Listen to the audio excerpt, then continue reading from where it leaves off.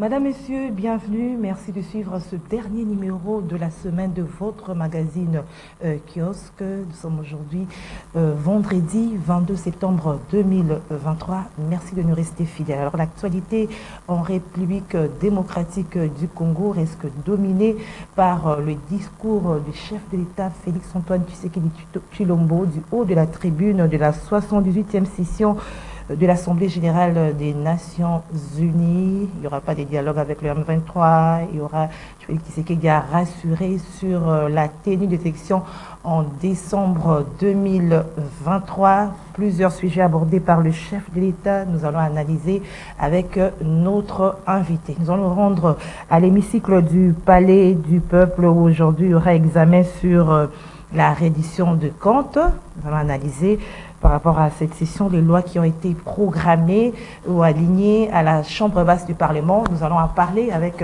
notre invité dans ce plateau de kiosque. En traitant le directeur de cabinet du chef de l'État, Guylaine Nyembo, a dénoncé l'affairisme parlementaire contre les projets du pays. Il ne voit pas d'un bon œil du travail de parlementaires congolais pour les développements. Analyse et commentaires, c'est avec notre invité. Bien sûr, on va parler aussi des élections, procès électoral en République démocratique du Congo. Aujourd'hui, la CENI clôture les concertations avec les parties prenantes. Alors, l'actualité sera analysée ce matin avec Christelle Vwanga, honorable.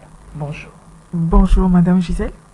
Rendez-vous au sommet toujours. Oui, toujours. Rendez-vous au sommet. Ouais, ça fait un bail, hein? Vous avez un peu disparu dans le kiosque. Bon, à vrai dire, moi, j'attends toujours, j'attendais votre invitation et je suis disponible et pendant, comme je l'ai dit, pendant mes vacances parlementaires, les électeurs n'arrêtaient pas de me demander de passer sur kiosque. Alors j'avais promis, j'avais dit, avant qu'on commence la dernière session, je passerai sur kiosque. Mais il faut aussi noter que kiosque, dans son cahier des charges, c'est une émission pour les journalistes. Alors parfois, c'est difficile de trouver la démarcation entre politique et journaliste à travers nos analyses, mais bon, on va essayer. Ouais, surtout ça. Surtout ça, c'est vous avez changé des casquettes, exactement. Vous êtes journaliste, vous êtes maintenant députée nationale. Alors, Christelle Vwanga, à l'Assemblée nationale, vous avez quand même été très actif. Vous voyez tout le temps sur le perchoir en train de proposer de lois, de participer au débat. Vous avez quand même été très actif. Est-ce que vous pouvez nous parler un peu de vos productions au niveau de l'Assemblée nationale? Merci Madame Gisèle, et évidemment, bon, c'est vous qui le dites, alors je concède. Le constat étant que journaliste. Merci beaucoup. On a essayé, en tout cas on a essayé de faire autrement. Proposer un autre paradigme de la politique, comment réfléchir, comment, même si on s'oppose, comment proposer, et surtout le travail parlementaire. Parce que j'étais motivée par deux choses. La première chose, c'est un peu mes origines quinoises. J'avais remarqué qu'en politique, on avait tendance à, pas humilier, mais à considérer les Quinois vraiment comme si on était des personnes légères. Et même on le disait que les Quinois avaient une façon de travailler, peut-être qui pouvait être vrai ou faux, je ne sais pas, mais du moins, lorsqu'on disait quinoa en politique, on parlait peut-être d'un comportement qui peut-être ne ressemblait pas à un comportement politique, en effet. Alors je me disais, d'un côté, je suis quinoise, et de l'autre côté, je suis jeune et je suis femme. Qu'est-ce que je dois faire? Je dois faire la politique autrement pour que les gens non seulement arrivent à séparer mon personnage de politique et d'analyste, mais aussi que les gens comprennent que je suis une femme politique. Alors, j'ai commencé à travailler dès les débuts. Bon, moi, je suis croyante, excusez-moi. Je sais que notre État est laïque. Moi, je suis croyante. Et dès les débuts, le Seigneur m'avait dit, j'ai besoin que tu puisses travailler et apprendre. Deux choses, travailler et apprendre. Et j'ai commencé à travailler. Et au début, donc, comme beaucoup de gens le savent, il y avait la commission des droits humains qui n'existait pas à l'Assemblée nationale. Et donc, j'ai initié la proposition de la création de cette commission qui a été votée. Ensuite, je vais prendre la présidence de cette commission pendant près de 2 ans et demi à l'Assemblée. Et à titre de rappel, il y a des grandes commissions à l'Assemblée nationale comme la PAJ, qui est la commission des lois, et la commission de l'ECOFIN. Mais en termes d'initiative et de production parlementaire, la commission de droits de l'homme a grimpé en flèche jusqu'à rivaliser avec ces grandes commissions qui sont des commissions structurelles et tout, mais on parlait de ces commissions-là, et puis on parlait également de la commission de droits de l'homme qui est une nouvelle commission. Votre initiative. Exactement, et que j'ai présidé. Ensuite, je suis allée à la commission du genre, famille, enfants, suite à des échanges qu'il y avait au Parlement. Normalement, je n'étais pas obligée de revenir encore comme présidente d'une commission, mais mes collègues et mon groupe ont jugé bon de me donner encore une autre présidence de commission.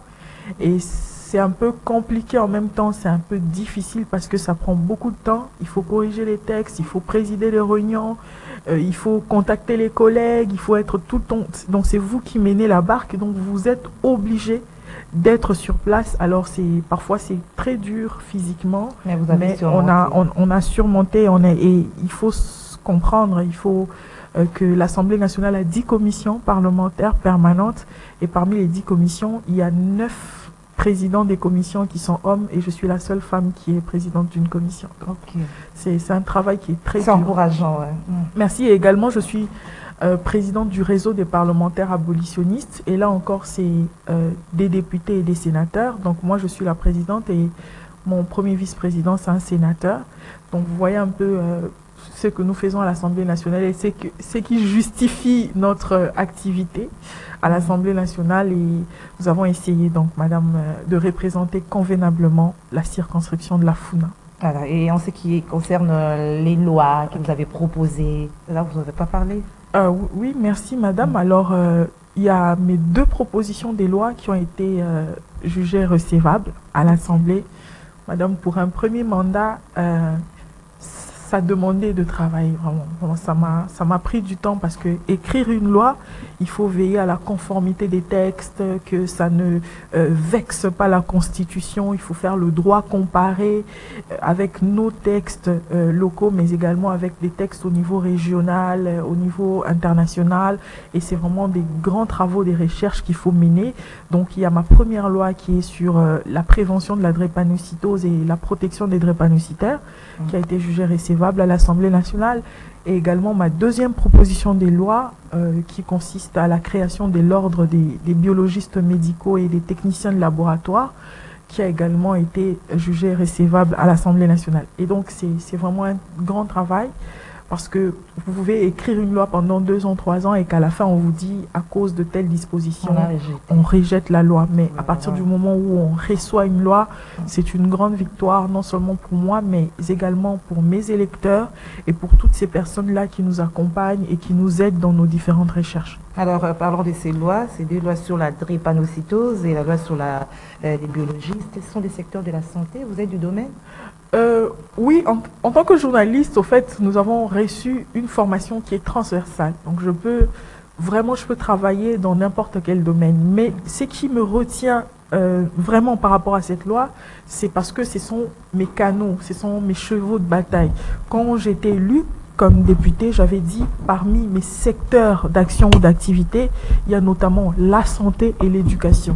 Et ceux qui me suivent à travers les réseaux sociaux ou à la télévision, ils remarquent que je travaille beaucoup sur la question de la santé et de l'éducation. Pourquoi?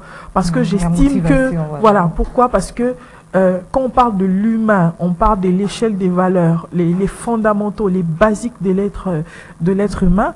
Nous avons la santé, nous avons l'éducation. Un être humain, lorsqu'il est convaincu que, en étant malade, je peux aller à tel hôpital, ne serait-ce qu'avoir une piqûre, c'est déjà un grand pas dans sa vie.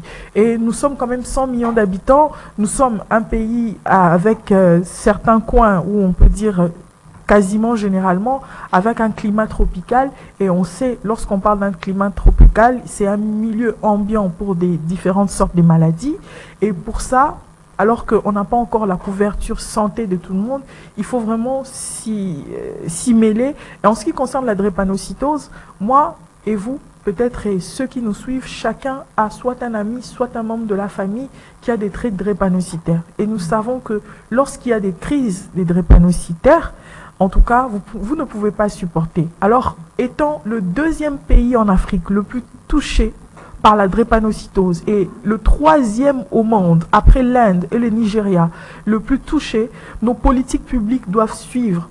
Vous savez, l'Angola, tout ce qu'ils font aujourd'hui autour de la drépanocytose, ils l'ont appris ici. Le Congo-Brazza, également, avec des grands médecins que nous avons, des spécialistes comme le docteur Chilolo, le docteur Manzombi, qui ont mené des recherches et qui ont beaucoup écrit sur la drépanocytose, mais on ne peut pas comprendre que ceux-là qui ont appris ici évoluent aujourd'hui. Ils donnent des médicaments gratuitement aux enfants et aux femmes enceintes et des personnes d'un certain âge, alors que nous qui avons commencé cette lutte, nous sommes en train. Et la loi a plusieurs axes, notamment il y a la prévention. C'est la prévention où on parle des textes, de tests prenuptiaux. Il y a aussi les dépistages. Et au niveau de la protection, c'est là où je parle de la vraie politique qui consiste à donner des médicaments gratuitement aux enfants drépanocytaires de 0 à 5 ans et également des femmes enceintes. Ça n'existe pas encore. On ne donne pas les médicaments aux enfants drépanocytaires alors que l'État devrait implémenter des stratégies pour maîtriser, parce que c'est de 0 à 5 ans que l'enfant se forme physiologiquement et biologiquement. Et lorsqu'on arrive à maîtriser un enfant dans cette tranche d'âge-là, et on lui donne un avenir, et qui plus est pour les enfants drépanocytaires. Et donc, je parle aussi pour les femmes enceintes drépanocytaires qui ont besoin non seulement des médicaments, mais du sang, également. Donc c'est vraiment une loi. Il y a aussi un autre volet qui parle de la recherche scientifique. Nous avons la forêt équatoriale. Moi, je crois en nos capacités, à cette boîte à pharmacie. J'y crois. Je crois à la recherche. Je crois à l'intelligence congolaise. Je pense qu'on doit adapter. Pourquoi pas trouver un médicament, le nôtre, qui peut aider ces enfants et toutes ces personnes qui sont atteintes de la drépanocytose pour vivre convenablement. Il y a également la discrimination, madame. Combien de femmes ont été répudiées de leur foyer parce qu'elles font des enfants drépanocytaires, alors que scientifiquement, c'est les deux. Scientifiquement, c'est les deux. C'est l'homme et la femme qui donnent pour avoir des enfants drépanocytaires. Donc, ce n'est pas la faute de la femme. On ne peut pas chasser la femme à la maison parce qu'elle fait des enfants drépanocytaires. Bon, si, honnêtement, s'ils veulent se séparer pour ne plus avoir des enfants, on comprend. Mais on ne peut pas chasser la femme pour dire que c'est elle qui est auteur, voilà, de cette pathologie seule. Non, c'est pas possible. Il faut que les deux soient impliqués pour qu'il y ait un enfant drépanocytaire. Et donc, il y a également la discrimination sur le travail, la discrimination de faciès, comme on le dit. Vous savez, la loi sur le VIH, aujourd'hui, on ne peut pas chasser quelqu'un d'un travail parce qu'il a atteint du sida. Tu ne peux pas le faire. Mais malheureusement, quelqu'un qui est anémique, rien qu'en le regardant, ou bien peut-être parce qu'il a fait une crise, peut être chassé de son travail. Et dans la loi, pour finir, dans la loi, je parle également des enfants. Sur la drépanocytose, je parle également des enfants, le programme scolaire. Il arrive que des enfants drépanocytaires ratent toute une période, peut-être 2 périodes, parce qu'ils ont des crises récurrentes. Maintenant, qu'est-ce qu'on fait? Est-ce qu'on doit calculer le point de cet enfant drépanocytaire de la même manière que des enfants, entre guillemets, normaux, si je peux le dire, parce que je sais que c'est pas bien de les dire, parce que tous les enfants sont normaux, mais est-ce que ces enfants-là doivent être jugés de la même manière que des enfants qui ne font pas des crises récurrentes? C'est une question, et j'ai posé les bases également sur cette loi. Qu'est-ce qu'on devrait faire pour protéger les enfants drépanocytaires dans leur milieu scolaire? Donc voilà, ça c'est des problèmes de famille qui divisent de famille. Exactement. Elle est vraiment pertinente, cette loi. Et alors il y a une autre loi, vous avez parlé de la loi sur les biologistes. Là, vous parlez un tout petit peu en bref du contenu aussi. Oui, cette loi, je ne peux pas dire honnêtement, c'est la loi qui m'a été transmise par l'association des biologistes médicaux et des techniciens de laboratoire. Donc, ce que moi j'ai fait, j'ai corrigé la loi. J'ai corrigé, eux ils ont fait les textes, ils m'ont envoyé, j'ai corrigé, j'ai renvoyé, ensuite ils m'ont renvoyé, j'ai essayé de rajouter des choses, mais le cœur de la loi a été écrit. par eux-mêmes. Donc moi j'ai juste ajouté la légistique. Bon, voilà, j'ai converti la loi en légistique, voilà, en langage parlementaire pour que ça soit recevable. C'est clair comme ça. Donc pour que ça soit recevable. Donc voilà. Pourquoi j'ai accepté de porter cette loi? Parce que je pense que tout ce qui est pathologie, tout ce qui est maladie, tire sa solution dans les diagnostics que l'on pose. Pour traiter la malaria, il faut savoir que cette personne souffre de la malaria, de la même façon pour d'autres maladies, la typhoïde, je ne sais pas moi, le diabète, etc. Alors ces personnes-là qui travaillent dans le laboratoire, parce que lorsque un laborantin envoie des résultats à un médecin, je ne sais pas si le médecin peut dire non, je ne suis pas d'accord, moi-même médecin, je rentre encore dans les laboratoires pour vérifier. Non. Il fait confiance, il dit, monsieur, voici les résultats, voilà les résultats, voilà les résultats. Donc, nous sommes dans une sorte de chaîne où il y a les laborantins, il y a les techniciens de laboratoire, il y a des biologistes médicaux qui font un travail exceptionnel dans la chaîne de santé. Et ces personnes-là doivent être prises à leur juste valeur, non seulement par rapport à la population qui est bénéficiaire de leur travail, parce que lorsque le diagnostic est mauvais, il n'y aura pas de résultats. Il n'y aura pas de changement, il n'y aura pas de guérison. Et eux, ils travaillent dans le laboratoire, ils doivent être formés, ils doivent être surveillés. Il ne faut pas se balader sur les rues de Kinshasa, ou chez moi là-bas à Selimba, ou à Makala, à Bumbu, ou à Bandal, à Kasavu, ou à Kalam, ou à Ngiringiri. Tu te balades, tu te dis, voilà, il y a une maison, on a dit laboratoire, mais il faut savoir qu'est-ce qu'on fait. Est-ce que ça obéit aux normes? Est-ce que la personne qui est là, et c'est vraiment quelqu'un qui a été formé, qui a été certifié. Vous savez, dans le domaine de la médecine, tout bouge. Il y a des remises à niveau, etc. Alors cette loi vient un peu consacrer ce cadre de travail qui non seulement rend à la population un travail exceptionnel, mais aussi lui-même qui est au centre de cette action bénéficie également de son niveau de travail. Voilà, vos deux lois, Madame Christelle Vanga, honorable, vous y trouvez au niveau des commissions. Oui, les travaux, oui, ça, au niveau des commissions, justement pour faire le toilettage et pour enlever ce qui est enlevé et rajouter ce qui va. Et vos attentes par rapport à ce qu'on doit enlever et ce qu'on doit rajouter, quelles sont vos attentes? Mes attentes, normalement, pour la loi de la drépanocytose, j'avais demandé la gratuité des médicaments pour des enfants à 0 à 10 ans. Donc, au niveau de la commission, j'entends revenir sur ce que j'avais demandé, donc des 0 à 10 ans. Même si, voilà, il faut les avis du gouvernement, parce que vous savez, la loi, ce n'est pas seulement une question de l'Assemblée nationale, c'est aussi une question du gouvernement qui, lui, a des moyens de l'exécution, qui va nous dire, madame, votre projet est trop ambitieux. La RDC n'a pas la possibilité aujourd'hui de donner des médicaments gratuitement aux enfants de 0 à 10 ans, mais on vous propose de 0 à 5 ans. Ça va. Si on me propose également des 0 à 4 ans, je dis ça va pour un début et on peut voir comment ça peut évoluer.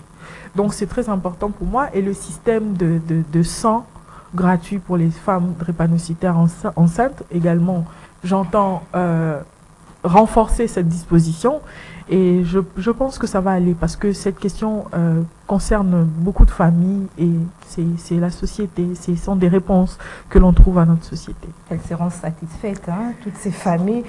Mais de façon générale, honorable Christelle Vanga, est-ce que la gestion du secteur de la santé, comment vous la jugez en RDC, dans le pays? Déjà, je pense qu'on devrait mettre plus de moyens. On devrait mettre plus de moyens. Quand je parle de moyens, je parle pas seulement de moyens financiers, mais également des moyens immatériels, c'est-à-dire les humains, la force de travailler et voilà, faire de toilettage sur le mode de gestion, des médecins qui travaillent par-ci, des médecins qui travaillent par-là. Après, ce qui m'intéresse beaucoup, et j'ai beaucoup travaillé sur ces questions-là, ce sont des questions des primes qu'on donne, le salaire, entre guillemets, des médecins. Je pense que les personnes qui sont là avec des malades, qui travaillent chaque jour, ils doivent quand même vivre décemment. Et quand on parle de décemment, c'est l'argent qu'on leur donne. Et à l'Assemblée nationale, si vous regardez mes interventions pendant les budgets, j'ai toujours martelé sur le fait qu'on devrait majorer, non seulement majorer pour certains, mais aussi ramener ceux qui sont au bas de l'échelle pour un salaire décent. Et je pense que c'est la clé de tout. Maintenant, en ce qui concerne les équipements, Vous savez, lorsqu'on regarde ce que les Belges nous ont laissé, on va remarquer qu'il y avait une maquette de développement, que ce soit pour la santé, que ce soit pour l'éducation. On remarquait quand même qu'il y avait des hôpitaux. Alors, on peut beau changer des bâtiments, on peut repeindre des bâtiments, on peut rajouter des lits, des appareils, mais c'est l'humain qui est au centre du développement. Il faut qu'un médecin se sente impliqué. Et impliqué pour lui, c'est aussi qu'il sente que ses enfants, sa femme aussi, sont dans une situation acceptable. Et c'est très important d'aborder la question dans ce sens. Mais moi, j'ai été agréablement surprise. Vous savez, en tant que journaliste, j'ai côtoyé des gens. Mais peut-être en tant que député, j'ai côtoyé autrement des gens. J'ai rencontré des personnes extraordinaires, des médecins extrêmement intelligents qui travaillent beaucoup pour la population et qui donnent de leur temps, même pour travailler gratuitement. Certains qui ont créé des hôpitaux dans leur quartier, ne serait-ce que pour aider les gens. Alors, c'est bien de faire du bénévolat, mais je pense que l'État doit prendre quand même ses responsabilités en mettant en valeur ces personnes qui sont au centre de la santé.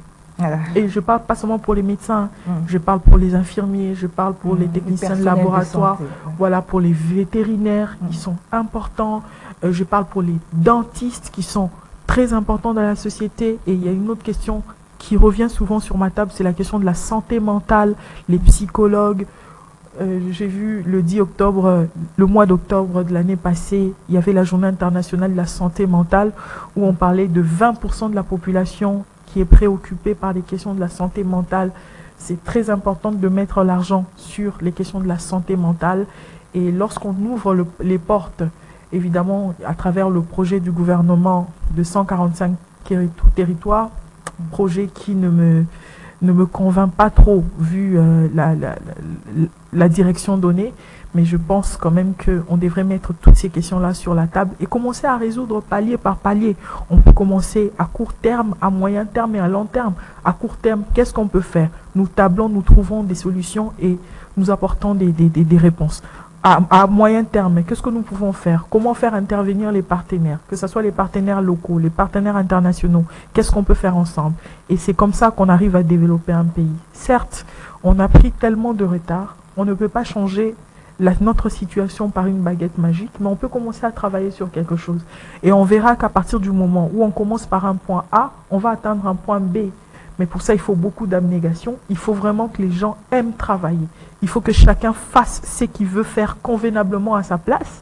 Moi, combien de fois les gens ne m'ont pas dit « On veut te voir sur kiosque, on veut te voir à la télé. » Mais j'ai dit « Mais si je pars à la télé, je serai obligé de faire un vide à l'Assemblée nationale. » Donc, comme vous avez choisi de m'envoyer à l'Assemblée nationale, supportez que je travaille là-bas et qu'à la fin, que je vous présente un bilan peut-être satisfaisant par rapport au travail. Alors justement, parlons du bilan, honorable Christelle Vwanga, mais du côté de la population.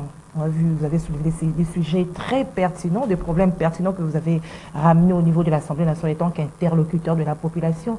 Mais comment expliquer que la population attend de vous des constructions de routes, des ponts, des problèmes ou de lois que vous proposez à l'Assemblée, c'est vraiment perçu de façon minime par la population? Merci madame.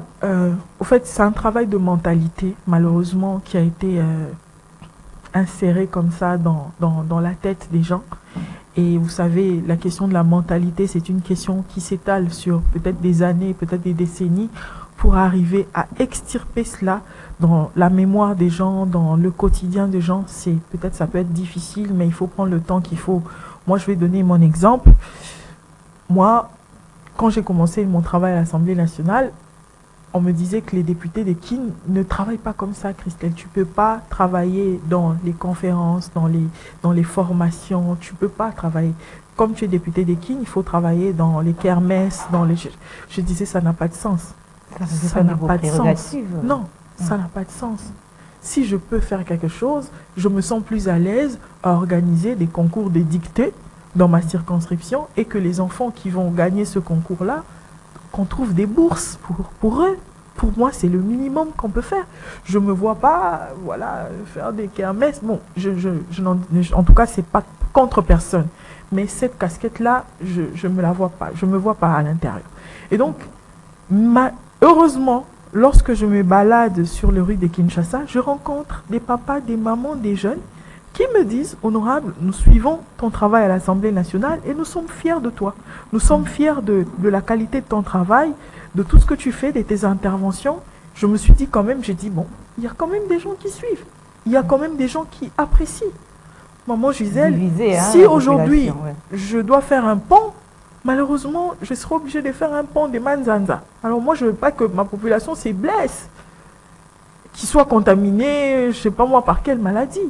Mais si je rêve d'un Congo, moi je rêve d'un Congo grand. Je rêve de Kinshasa, la capitale, une grande capitale, avec des ponts qui passent par-dessus les uns les autres, avec des échangeurs, avec des viaducs. Moi, je rêve de ce Kinshasa-là. Ça doit passer par de Loire. Je n'ai pas le moyen de construire un pont comme à San Francisco, par exemple, à Selema, où j'en ai pas. À Mandal, j'en ai pas. Donc, qu'est-ce que je vais faire? Donc, je serai obligée de partir ramasser les métaux comme ça. Les morceaux de métal comme ça que je vais mettre pour faire un pont. Ça n'a pas de sens. Et c'est un travail de mentalité, madame. Il faut que certains se sacrifient pour que les autres viennent en bénéficier. Et je fais cet effort-là avec le peu de temps que j'ai, à travers les médias, à travers mes travaux parlementaires et même quand je descends sur terrain pour faire comprendre à la population que voilà, vous ne pouvez pas me juger sur le fait que je n'ai pas construit des ponts, je n'ai pas le moyen. Soit je verse, j'adhère à des réseaux de corruption et que demain vous apprenez que votre député a été corrompu, a volé de l'argent, et ça sera la honte vis-à-vis de ces personnes-là qui ont voté pour moi. Alors, c'est vraiment, comme je l'ai dit, madame, c'est vraiment un travail de mentalité, mais ça va changer. Je pense que les signaux sont très bons, les gens comprennent que le travail, il faut jauger le député par son travail parlementaire, par sa présence au Parlement, par sa présence aux travaux de commission. Et c'est comme ça qu'on peut arriver à changer les choses, même si c'est difficile, mais je pense qu'il faut prendre le temps qu'il faut. Voilà.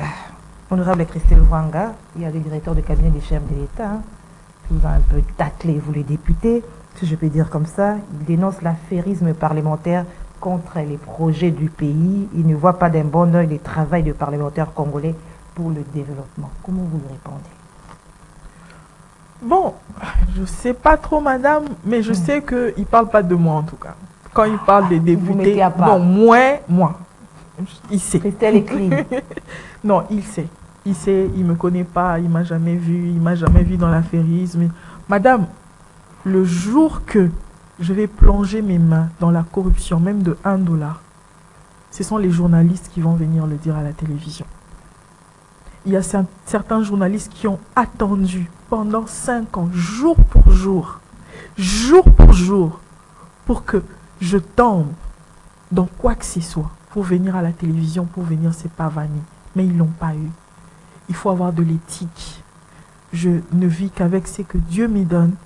Et les petits projets, nos petits projets communautaires, nous le faisons qu'avec ce que Dieu nous donne. Mes mains sont propres. Je ne sais pas comment on va chez un ministre pour demander de l'argent. S'il y a un ministre qui m'a déjà vu dans son cabinet pour demander de l'argent qui vienne. Je ne sais pas. Comme le chef de je ne sais pas.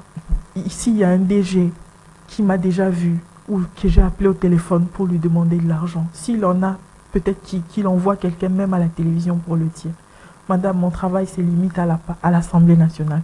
Je reçois les plaintes de la population, je convertis en question orale avec débat, je renvoie au niveau du bureau de l'Assemblée nationale qui fait parvenir au ministre. Je n'ai aucun contact. L'affairisme dont il parle, peut-être qu'il a des informations qu'on ne maîtrise pas. On ne peut pas dire que c'est faux. Non, peut-être qu'il a ces informations. Mais ce dont je suis sûre, que le directeur de cabinet du président de la République, c'est quelqu'un qui ne me connaît pas et il sait de qui il parle quand il parle de l'affairisme politique parlementaire. Alors, on est quand même à 500 députés. Je pense que chaque député est responsable de sa base et chaque circonscription doit suivre les travaux, le travail de son envoyé au Parlement, de son élu. Et de ce fait, ils auront à jauger, ils auront à juger. Nous sommes à l'ère des réseaux sociaux, rien ne se cache, tout se sait, tout se partage et tout. Lorsqu'il y a des informations, on est toujours au courant. Et donc, je préférerais que s'il y a vraiment cet affairisme-là, peut-être ce n'est que le mot qu'il a utilisé, c'est un synonyme. Si en réalité c'est ça, c'est donc de la corruption. Alors, il serait mieux que s'il y a des preuves que ces personnes-là soient dénoncées. Sans feu, hein. Je vais vous mettre Claire, côté, madame. mais, ouais. Oui. Il faut que ces personnes-là soient dénoncées pour qu'elles ne le refassent plus. Voilà. Alors, parlons de la session de septembre. On dit que c'est la plus courte de la législature. Il y a des lois qui sont déjà alignées. Et alors, parlez-nous un peu de cette session. Quelles sont les priorités, les lois qui sont alignées déjà? Vous êtes d'accord avec ça, si je peux dire comme ça?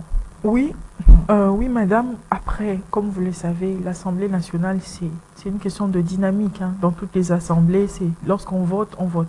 Même si tu votes contre, mais lorsque la majorité vote pour, tu es obligé de t'incliner. Malheureusement, il n'y a pas de choix. Ce sont les règles de la démocratie et c'est comme ça. Alors, la priorité pour cette session, évidemment, c'est la session budgétaire où on parle du budget, il y a l'analyse du budget, il y a le débat, ensuite ça ira à la commission de l'ECOFIN. Mais également, il y a la reddition de comptes. Vous l'avez dit aujourd'hui, il y a la plénière sur la reddition de comptes. Il faut revenir, il faut savoir où est-ce que ça a dépassé, où est-ce que ça a été moins.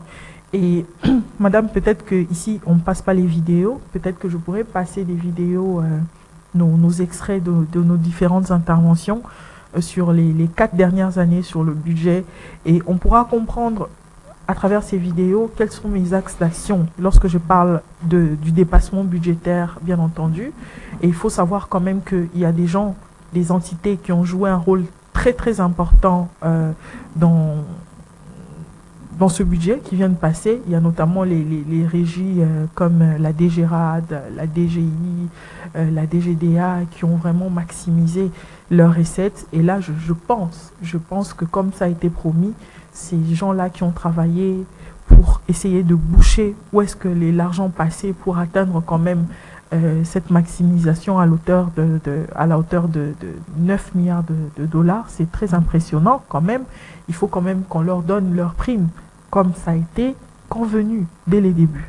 Je pense que si on ne leur donne pas leur prime, en tout cas, c'est une violation à l'égard non seulement des lois contractuelles du travail, mais également à l'égard de l'éthique et de la déontologie. Ce sont des gens qui ont travaillé et en contrepartie, ils doivent recevoir leur prime parce qu'ils ont maximisé les recettes. Alors, il y a également dans la reddition de comptes, il y a une rubrique que je n'ai pas trop appréciée, c'est qui a atteint carrément 166% des dépassements budgétaires, c'est la rubrique d'études, les contrats d'études.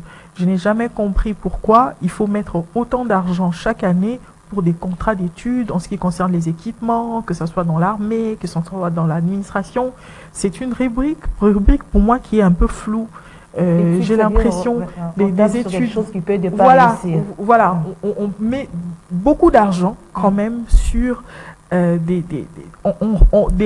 c'est pas recherche, parce que moi j'aime beaucoup la recherche scientifique et je pense qu'on devrait mettre beaucoup d'argent sur la recherche scientifique, mais là ce sont des études des faisabilités, peut-être pour les équipements de l'armée, je sais pas moi, pour tel ou tel autre domaine. Dans les mines, on met beaucoup d'argent, mais en contrepartie, on voit que ça revient énormément chaque année.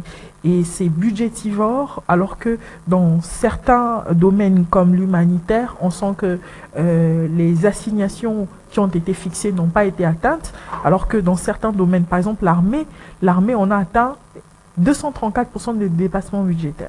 Le dépassement. Et je suis d'accord que nous sommes dans une situation où on doit créer une armée forte parce que nous avons beaucoup des poches d'insécurité qui sont internes au même moment et externes, et on doit avoir des moyens conséquents, mais également on ne doit pas seulement se focaliser sur l'achat des armes à feu, voilà, des effets des guerres, non, mais également il faut savoir que le militaire lui-même, celui qui est au centre du combat, doit vivre décemment.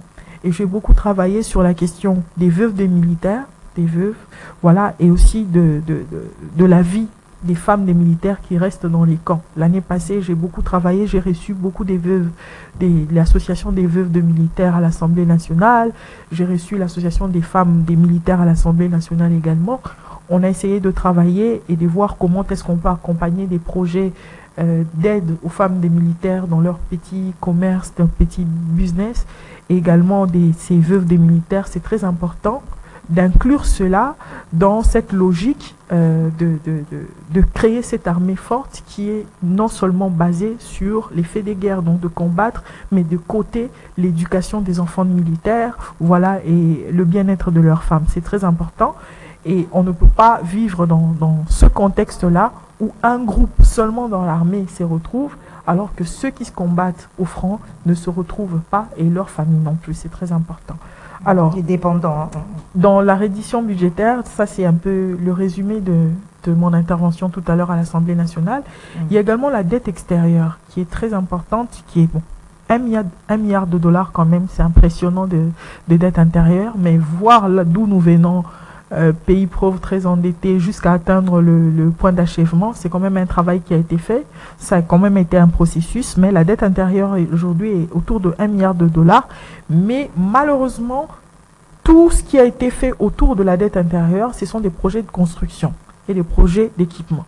Alors que l'on sait, je n'ai pas le terme exact, c'est pas un peu mon domaine de l'économie, mais je sais quand même que lorsqu'on contracte une dette, il faut payer la dette par la suite. Et il faut, pour moi, si on devrait absolument avoir accès à la dette intérieure, l'argent qu'on devrait avoir devrait être investi dans des projets capables de renvoyer de l'argent, de faire entrer les devises ou de l'argent dans notre pays. Donc ce projet peut être comme le projet dans le domaine touristique, donc les eaux, les sites touristiques, c'est très important, ou bien dans l'agriculture, rarement. On doit mettre beaucoup d'argent dans l'agriculture parce que à travers l'agriculture, nous pouvons exporter nos denrées et à partir de cela, recevoir de l'argent qui ira dans la caisse de l'État et qui nous aidera à payer également cette dette publique. Donc ça, ce n'est qu'un petit résumé. Il y a aussi le secteur de transport qui atteint 108% dans le budget. Et c'est quand même étonnant de voir que au même moment on parle presque la faillite de Congo Airways, au même moment on nous dit que dans le domaine de transport il y a eu dépassement. C'est un peu dichotomique, c'est contradictoire. Il faut qu'on se le dise qu'un grand pays comme le Congo, il faut se réveiller d'un rêve pour qu'on te dise qu'on n'a plus d'avions. Il n'y en a plus.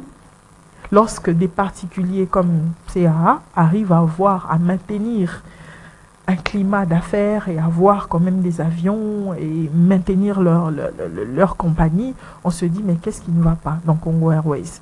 Pourquoi le Congo ne veut pas exceller dans la gestion? C'est tout simplement, il faut voir ce qu'on doit faire.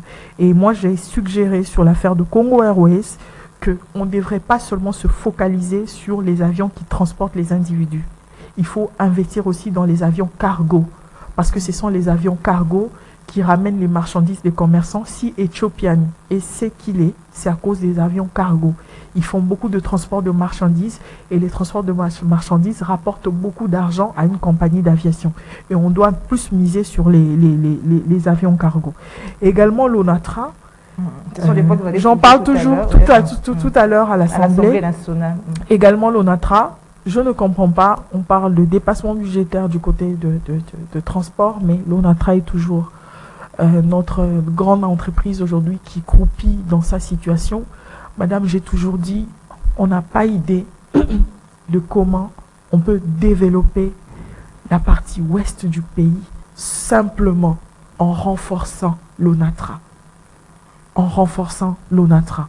On a beau parler, on a suggéré, on a proposé, mais apparemment, il n'y a pas, jusque-là, il n'y a rien, il n'y a pas une politique précise sur la question de la relance de l'ONATRA, et ça sera mon intervention de tout à l'heure à l'Assemblée. Alors, vous avez soulevé le problème de la maximisation des recettes, ça reste dans le budget, mais il y a un problème de répartition. Exact. On voit un budget de 16 milliards, mais ça n'a pas d'impact sur le quotidien, le vécu quotidien de la population. Comment est-ce que vous expliquez? C'est là votre analyse. Exact, madame, vous avez d'ailleurs répondu lorsque vous parlez de la répartition de richesse, parce que ce qui est clair, il n'y aura pas un jour où on va se réveiller dans ce pays, on commence à distribuer à chacun 100 francs, 100 francs, 10 francs, 10 francs, non. La répartition de richesse a toujours été structurelle et ça passe par des canaux. Et ces canaux doivent être bien identifiés. Et la répartition des richesses, c'est pas que on se réveille le matin, on commence à distribuer les diamants, non. C'est l'argent qu'on a vendu les diamants l'argent que l'État a récupéré, qui passera par la caisse de l'État, qui va être affecté au niveau des besoins, besoins sociaux de base. Donc, l'argent avec lequel on a vendu les diamants, on prend cet argent, on met dans la caisse et avec cet argent, on paye pour les soins des fonctionnaires de l'État. C'est comme ça. Et la population a raison de dire qu'elle ne sent pas. Pourquoi? Parce que elle ne sait pas où aller lorsqu'elle est malade. Elle ne sait pas comment être protégée lorsqu'elle va contracter un crédit. Lorsque vous allez dans une banque commerciale aujourd'hui, vous allez prendre un crédit, c'est comme si vous mettez vous-même la corde au cou. C'est impossible. Vous n'arriverez pas à payer. C'est impossible. Qu'est-ce qu'on peut faire en matière de répartition de richesses? Des enfants, des militaires doivent avoir accès à des bourses d'études pour étudier dans les universités. C'est tout ce qu'un militaire demande. Accès à des bourses. Donc, il y a plusieurs canaux qui sont structurels comme ça, qui peuvent aider à atteindre chacun de nous là où il est, tout en sachant que si je bénéficie de ce service, c'est parce que je suis congolais. Et ce sont ces canaux qui doivent être bien pensés et que la population puisse en bénéficier. Et c'est clair. Quand j'ai parlé de la reddition budgétaire, je vous ai dit que, étant donné qu'il y a dépassement budgétaire dans d'autres domaines, vous allez remarquer que dans certains domaines, il y a un vide, notamment avec les institutions de la République qui sont vraiment budgétivores, qui bouffent beaucoup d'argent, et dans certains domaines, on sent un vide. Et justement, ce sont plus ces domaines-là qui doivent être, où on doit consolider, voilà, on doit consolider ces domaines pour que ça soit plus proche de la population. Par exemple, l'agriculture, madame. Par exemple, l'agriculture. Comment l'Ouganda aujourd'hui va vers l'autosuffisance alimentaire? C'est clair. L'Ouganda a demandé à chaque, dans des quartiers évidemment, dans des communes qui sont encore habitables avec des lopins de terre, à chaque habitant de planter, d'avoir des plantations derrière la maison. Et chaque mercredi, chaque membre de la population, chaque habitant du quartier sort avec ce qu'il a sémé chez lui, et il y a des échanges comme ça. Donc vous voyez que c'est un projet apparemment qui est banal, mais qui a un résultat effectif sur la population, l'autosuffisance alimentaire. Sur la population. Et si on doit prendre de l'argent, mettre dans un projet comme celui-là, vous allez remarquer qu'il y aura une situation, il y aura l'amélioration. Si on parle des embouteillages, madame, nous sommes à Kinshasa, une grande ville. On parle aujourd'hui des 14-15 millions d'habitants. Mais Kinshasa ne peut pas vivre sans transport de masse, sans les trains. Sans le train, Kinshasa ne va pas vivre. Ce qu'on vit aujourd'hui avec les embouteillages, dans 5 ans, ça sera pire. S'il n'y a pas de métro, s'il n'y a pas de train, commençons par là, s'il n'y a pas des trams, s'il n'y a pas de transports de masse, non seulement des transco, des bus, mais il faut miser également. Madame, est-ce que vous vous rendez compte que pour quitter Kassangoulou, beaucoup de Kino aujourd'hui habitent à Kassangoulou, pour quitter Kassangoulou et vous rendre en ville, s'il y a le train, vous n'avez pas besoin de traverser Upen, de traverser Mongafula, quitter mon magasin pour arriver. Ça va faciliter la circulation. Tu prends le train, tu arrives à Kassangoulou. C'est des sujets pertinents que vous emmenez chaque fois au niveau de Exactement, mais madame, on ne peut pas... Chaque année, ce budget, 16 millions, 9 milliards, mais l'impact sur la population, comment est-ce que cette fois-ci, ça sera peut-être la dernière avec le vote du budget 2024? Madame, comme on dit dans cette expression, je ne peux pas être monarque sans l'être. Bon, le pouvoir que Dieu m'a donné, jusque-là, c'est celui-là. De parler, de proposer. À ceux-là qui ont le pouvoir d'exécuter, qui puissent nous entendre. Exécuter. Qu'est-ce qui manque pour mettre le train? Normalement, le train qui faisait Kassangoulou, Gare Centrale, ce train devrait même faire 8 navettes par jour. Et c'est faisable. C'est faisable, c'est une question de volonté, madame. C'est une question de volonté, tout simplement. De Christelle Vouanga, il faut sanctionner l'exécutant quand il n'exécute pas. Encore une fois, madame, je n'ai pas le pouvoir. Dieu ne m'a pas encore donné le pouvoir de sanctionner. Les jours qu'il va me donner, oui, mon pouvoir est limité. Je peux dire, appelez-moi tel ministre, mais si le bureau ne l'appelle pas, je n'ai pas le pouvoir de le faire venir, malheureusement. Mon pouvoir se limite à ce niveau-là et j'essaye à ce niveau-ci de faire le maximum pour que non seulement je puisse laisser des traces, mais également pour que la population comprenne qu'au moins on a des gens qui réfléchissent. Moi j'ai toujours dit, le train, mais où est le train? Mboudi aujourd'hui, mais Mboudi, dans quelques années, ça va ressembler à Tchangou. Les gens construisent, les gens habitent là-bas aujourd'hui, beaucoup. Et si on ne relie pas Mboudi par le train au centre-ville, mais ça sera la catastrophe dans les... Et gouverner, c'est prévenir. C'est prévenir ce qui va arriver dans une année, dans 2 ans, dans 3 ans, dans 5 ans. Et c'est ça le rôle du gouvernement, de prévenir, de dire que ça ne veut pas, on ne peut pas se balader dans la ville de Kinshasa avec des embouteillages monstres et ne pas réfléchir en termes de solutions immédiates. C'est inadmissible tout ça. Donc c'est ça arrive aussi que vous proposez ou l'interpellation d'un membre du gouvernement ça bloque au niveau du Parlement, du bureau. Bon, le pouvoir de faire venir un membre du gouvernement revient au bureau de l'Assemblée. Donc tu peux beau écrire, mais c'est le bureau qui doit appeler, qui doit faire venir.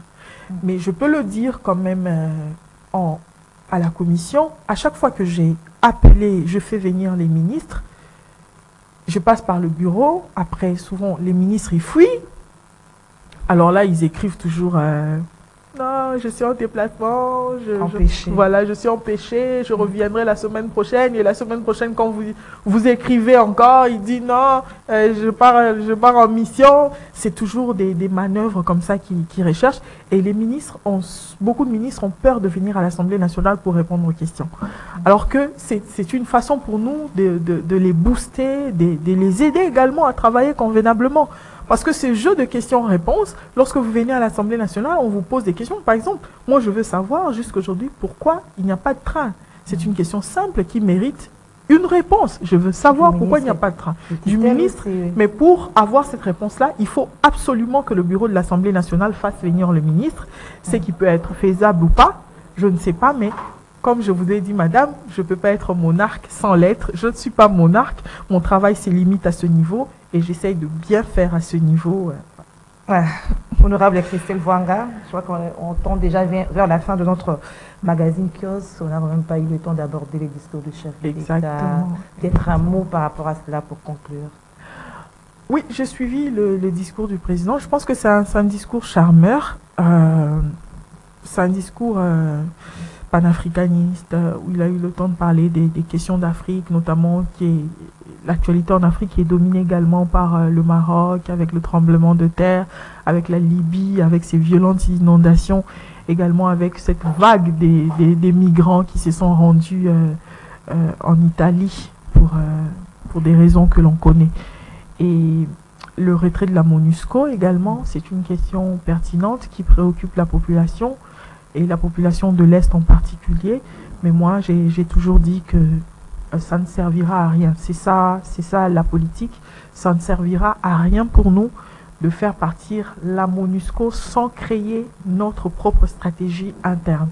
Il faut qu'on le fasse en même temps, c'est-à-dire en même temps que nous demandons à la MONUSCO de partir, en même temps réfléchissons sur c'est que l'architecture de ce que nous, on va faire nous-mêmes.